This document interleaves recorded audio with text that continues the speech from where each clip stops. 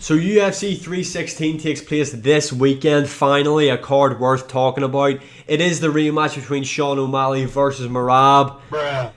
I actually am looking forward to this fight card, I'm going to be honest. UFC 316 is stacked. I did shit on this main event whenever it was announced, but the closer we're getting to this, I actually am excited to see this rematch. I can't lie. But let's start right away with the main event in Merab taking on Sean O'Malley. If you are what you say you are, a goon and star, then have no fear, Dana White is here. We've got Sean O'Malley, Merab 2 taking place. First time around, I picked Sean O'Malley to knock out Merab in the first round. Bruh. As you can see, I was extremely wrong as Merab has the title over his shoulder. But Merab versus Sean O'Malley 1 was a close matchup. I don't give a shit what anybody says. Their fight was close. Sean O'Malley has given Merab his toughest fight in a very long time. Factual information. Now, I know people might say, did you not watch the Umar fight? Did you not see what Umar done? Umar beat him. If Umar didn't break his hand, he would have beat him. Shut your mouth, you mad backwards cunt. Sean O'Malley, similar to Umar, lost the fight 3 rounds to 2 to Merab. The difference being, Sean O'Malley actually hurt Merab in round 5. He really did. And I think from round 5, there's a lot of stuff Sean O'Malley can build on to have success in this rematch. Now, what are the odds for this, just out of curiosity? Sean O'Malley at a plus 260, but what the hell, boy? Anyway, back to this matchup. Look, Merab fights the exact same way in every single fight. He has a horrible fight style, not just for Sean O'Malley, but for everybody. This guy is the cardio king. He will shoot 5 gazillion takedowns in a fight, feel them all, and still somehow win. But Merab, like I said, it's the same. Shoot a load of takedowns, try and get you down, it's not even like Merab's looking to take you down to control you. He's looking to take you down to let you work back up, to then take you down again, just to drain your energy. Merab has a very grueling fight style. He wants to shoot a load of takedowns. He wants to use his takedown threat to then work in his striking. Because realistically, in terms of if you're comparing both guys striking here, it's not even close. Sean O'Malley is like 5 million times better on the feet than Merab. But Merab can have success on the feet against Sean O'Malley because he is such a big there's just such a big takedown threat from Merab against Sean O'Malley. Look, like I said, first time around, it was very close in my opinion. Sean O'Malley was injured first time around. Now, I know that this is like a typical thing every UFC fighter says. I don't want to make excuses, but I actually was injured going into that matchup. I wasn't 100%. That's why I lost. So, every UFC fighter does that. I don't have an excuse for losing and then proceeds to say an excuse. But it does seem like Sean O'Malley actually was injured and he keeps going on about it as well, which kind of makes me think that he definitely was injured going into that matchup. But back to Sean O'Malley just quickly. I just spat everywhere there. I don't know if you've seen that. Is it just me that thinks Sean O'Malley has now became a lot more likable since the Merab loss? Like, I thought I've always liked Sean O'Malley's fight style. I thought I still do. He is one of the most exciting fighters on the UFC's roster. He's one of the best strikers they have right now. He's very fun to watch. But I thought personality-wise, Sean O'Malley was so just boring and annoying. And it did come across to me like he was just trying to be somebody that he wasn't. But this new, I don't want to say character, because he's already, the fact he's just playing himself now, he's dropped the character of Sean O'Malley and is just being himself. He seems a lot more likeable now. And it actually reminds me of when Paddy Pimblett won against Jared Gordon and kind of everybody turned on him then. I'm not saying everybody turned on Sean O'Malley, but you know what I mean. It was like a big pivotal point in Pimblett's career, same way this loss was for Sean O'Malley. And then Paddy Pimblett came back and is like one of the best personalities now in the UFC. And I think Sean O'Malley's kind of going down that arc as well. But back to this matchup, I understand why Merab is the favourite. He beat Sean O'Malley first time around, but I am picking Sean O'Malley to win the rematch. I actually think Sean O'Malley is going to stop Merab this time. I think he stops him inside 2 rounds. Look, I think the first round, it's going to be like a very close round. I think Merab will take the first round. I think it will be like a feeling out process because Sean O'Malley does look to use the first round. They make a lot of reads in there, unless you're absolutely dog shit in there and he's able to just blitz you out of there in round 1. Sean O'Malley normally looks to try and set up traps, get his feints going, try and get reads on you. So I think Merab will come out in round 1, and just start as he means to go on with a high pace, and I think he will take the round against Sean O'Malley. However, in the second round, I think that is where Sean O'Malley is going to be able to line Merab up. I think he catches Merab with a straight left and drops him. I think he will finish him, kind of similar to the way Sean O'Malley finished Aljo. I don't think it's going to be the same shot where it's the pull back left. I think it's actually going to be, because I think Sean O'Malley is going to look to lead the dance this time around. I think that will be crucial for him in this matchup, because if Merab's on the back foot, it's like 10 million times harder to shoot a takedown. So Sean O'Malley needs to be the aggressor in there. And when we've seen him be the aggressor in their fight first time around, he had a lot of success. Another thing that I think Sean O'Malley will utilise more this time around, and he has to utilise it this time around, I think. If he doesn't, it's going to be another long night for him, is the kicks. The kicks worked against Merab. Merab is there to be kicked. He hates the body kicks. That stabbing teep that Sean O'Malley was throwing in round 5 visibly hurt Merab. I think Sean O'Malley is going to have to start with them. Just start as you kind of finished off in round 5. Throw the kicks. I know he might be worried about getting a kick caught and taken down, but Merab's going to shoot and look to take you down anyway, so you may as well use these kicks, as they were so crucial in hurting Merab in the first fight. But yeah, like I said, round 1, I think Merab will be the one leading the dance. I think Sean O'Malley will land a couple of kicks, maybe leg kicks. I think there'll be a lot of stance switches. I think he will land a couple of teeps to the body on Merab. I think Merab will get O'Malley down. I think O'Malley will get back up. I think it will be a close round 1, but Merab will take it. He just kept busier. Round 2, I think Sean O'Malley will start and just use his physical presence in the cage against Merab, because he's much bigger than Merab. He's 5'11", Merab's 5'6". I think Sean O'Malley will then start to be the aggressor. I think he will keep Merab on the back foot. Again, I think the teep is going to be crucial. I can see him catching Merab also with the knee that he caught Chito Vera with. I think Merab, that there is a perfect shot for O'Malley to catch Merab with. Now, I feel like for Sean O'Malley to be able to catch him with that, Sean O'Malley would have to be the one on the back foot at that point to then lure Merab in, to then spring forward with that knee. I don't know why I'm doing the movements as if I'm throwing the knee. I'm just trying to envision it. And I think that would be there for him to catch Merab with, being the shorter opponent. But I think Sean O'Malley will start round 2, working the body with his kicks. And then I think he's going to be able to, as he's walking forward, walking Merab down with the kicks, I think he's obviously going to land a couple of shots on the feet. And then I think as Merab is going back, Sean O'Malley is going to overextend with that left hand, bang, catch Merab, drop him, and I think he's going to be able to land ground and pound. I don't think Merab is going to be out cold, but I think it will be like a stoppage, like we've seen against Aljamain Sterling. Aljo was kind of like turning, moving, and Sean O'Malley was just pinging the head of him while he was on the floor, and then the referee's going to step in. That's what I think is going to happen. That's what I hope happens, although I can see Merab beating him by decision. But yeah, quite a long-winded answer, but my prediction is I believe Sean O'Malley will knock out Merab inside 2 rounds. That's my prediction for the main event.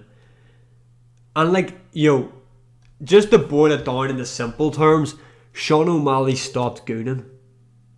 Need I say more? Sean O'Malley's KO Merab. Moving on to the women's bantamweight title bout. Look, I'm not looking forward to this fight. I'm looking forward to the press conference. I think it's going to be funny. Plus 440 for Juliana Pena's crazy. Juliana Pena needs to get on stage and say to Kayla Harrison, "Has your click grew into a dick yet from all the TRT you've been taking?" That's a bar, because I swear Kayla Harrison looks like she should be on the fucking Mr. Olympia stage. But yeah, back to this matchup right here. The obvious answer is Kayla Harrison to win. This is a big weight cut for Kayla Harrison. We've seen her make it twice now in the UFC. Both times she has looked really badly drained. And I think Juliana Pena has that dog in her to be fair, that she is tough.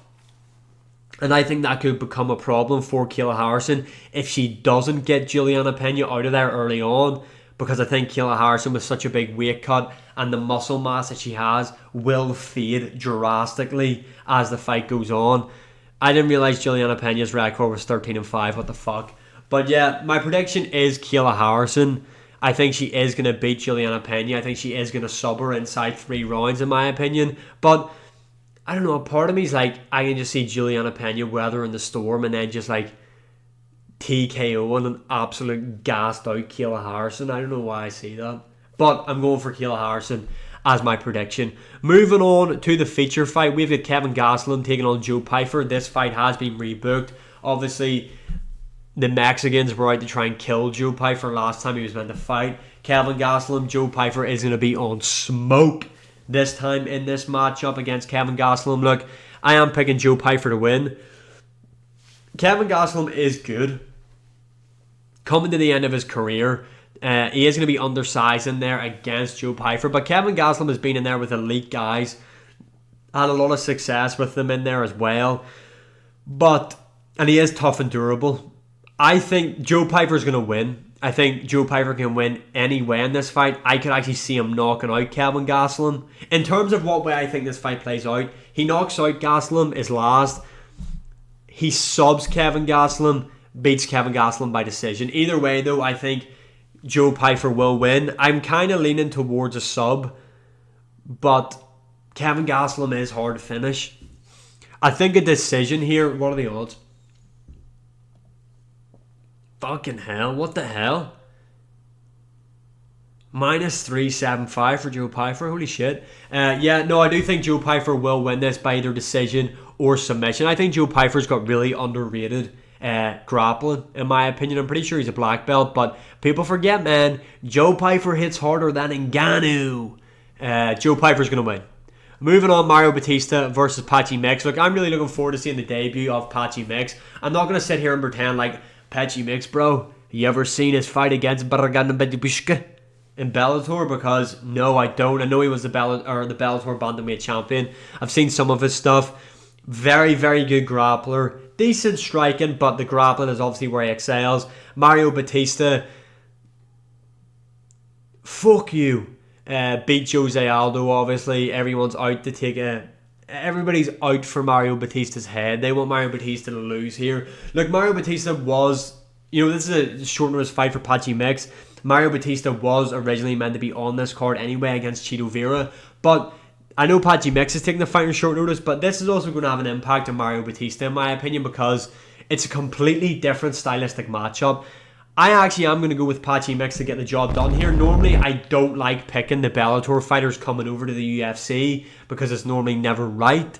But I think Mario Batista is going to... If Mario Batista can stop the takedowns of Patchy Mix, I think there's a good chance he beats him, to be honest. But I think he's going to struggle with Patchy Mix's grappling. And I'm going to pick Patchy Mix... does my brain want to fucking switch on and let me speak? I'm going to pick Patchy Mix to beat Mario Batista by decision. I think it's going to be a close fight though, but Patchy Mix is going to show the levels in the grappling. Moving on, Vicente Luque versus Kevin Holland. Look, I would love to pick Vicente Luque as an underdog. I definitely see there is a way for Vicente Luque to win. We've seen him come in with grappling heavy approaches before. We know Kevin Holland struggles with grapplers, but Kevin Holland in welterweight is just fucking good. Let's just be honest, it's not the same guy that fights at middleweight. Kevin Gastelum, he does carry power in his punches. He's much bigger than Vicente Luque in there. Why am I obsessed with saying fucking Kevin Gastelum? Vicente Luque doesn't take damage the way he used to. Obviously, he's coming off a win over Thema Garimbo. I think there is a possibility if Vicente Luque could get Kevin Holland in a choke. I think his front headlock game is really good. And Vicente Luque is really good at getting the submission there. He's really good at getting the Darson, to be honest. But Kevin Holland, I think Vicente Luque could out-wrestle him. But Kevin Holland at welterweight is just different level takedown, like defense, scrambling ability, shit like that. I mean, look at what happened when he was in there against Gunnar Nelson. Bro literally just picked Gunnar Nelson up like he weighed nothing. I think Kevin Holland is going to win this matchup. I think he beats Vicente Luque by third round TKO. I think Kevin Holland... Why do I always want to say Kevin Gastelum? I'm literally going to fucking headbutt my monitor if I think of that guy's name one more time. But yeah, I think Kevin Holland is going to just be able to... I think the straight shots are going to be there for him, to be honest. I think Vicente Luque... is going to be, there's going to be a lot of skirting around the outside from Vicente Luque, looking to land that leg kick, looking to grapple. But I think when Kevin Holland starts to let the hands go, the straight shots, I think Vicente Luque, which is crazy to say this about him, I think he is going to shell up a wee bit, go a bit timid. I think he's going to wear a lot of damage in this fight. I think Kevin Holland TKOs him. I do. Moving on, Bruno Silva versus Joshua Van. This is a banger matchup. Like, this is going to be awesome. Cannot wait to see this matchup. Bruno Silva is pretty slept on. But Joshua Van, I like his activity. He builds into a fight as well. This says 3 rounds. Bruno Silva does slow down a bit, although Bruno Silva is a pretty big puncher for the flyweight division. And Joshua Van, in his both losses, he has been finished in both of them. One by sub, one by KO. And Joshua Van does get hurt a bit in his matchups. But I think Joshua Van is going to win this. Joshua Van is going to win this matchup, in my opinion. I think he's going to build into this fight, and I think he beats Bruno Silva by decision. I think this could maybe be fight of the night, if I'm being honest. Moving on, Asmat Mirzakhanov versus Brenson Ribeiro. I'm pretty sure this was meant to be Johnny Walker. Asmat Mirzakhanov looks like a bag of milk, let's just be honest. However, he is really good. He is really short in this matchup. He's 5'10", going in there against somebody 6'3". Brenson Ribeiro doesn't like to be hit, and that's a problem if you're going in there against Asmat Mirzakhanov. Although he was just suspended for PED usage, so maybe now that he doesn't have the PEDs in his system, he won't pack the same punch. However, he is so much better than Brenson Ribeiro, in my opinion. He's just so much more skilled than him. Asmat Mirzakhanov, even off the EPO or whenever the fuck he was on, he's going to beat Brenson Ribeiro. I think he gets a stoppage here, to be honest. Moving on, Sergey Spivac versus Waldo Cortez Acosta. Look, do you know what? The correct answer here to pick is probably Sergey Spivac. Look, when Sergey Spivac is on his game, he is good. Like, some of the submissions he's got against Tybura, look at what he was able to do against Derek Lewis. I know it's Derek Lewis that has like zero grappling outside of just the ability to fucking Shawn Michaels kick up and just stand up. But the way he was able to take him down, submit him. Sergey Spivac has obviously been in there with a lot more high-level competition than what Waldo Cortez Acosta has been in with. And Waldo Cortez Acosta does get taken down quite a lot, but does have pretty good get-ups, and he is on a good run of form at the minute, if we're being honest. This is a jump up in competition for him. I think on the feet, Cortez Acosta is a much better striker than what Spivac is. And this is my problem with picking Spivac, because I can't see him just out-grappling Cortez Acosta and subbing him. I can't see that being a possibility. But Sergey Spivac doesn't do well with pushback. And I think on the feet, Cortez Acosta will offer that pushback. And I think he might offer too much pushback to the point where Sergey Spivac is like, fuck this, and just kind of shells up. And quit maybe isn't the word, but that's the word that's coming to mind. Quit on himself in there.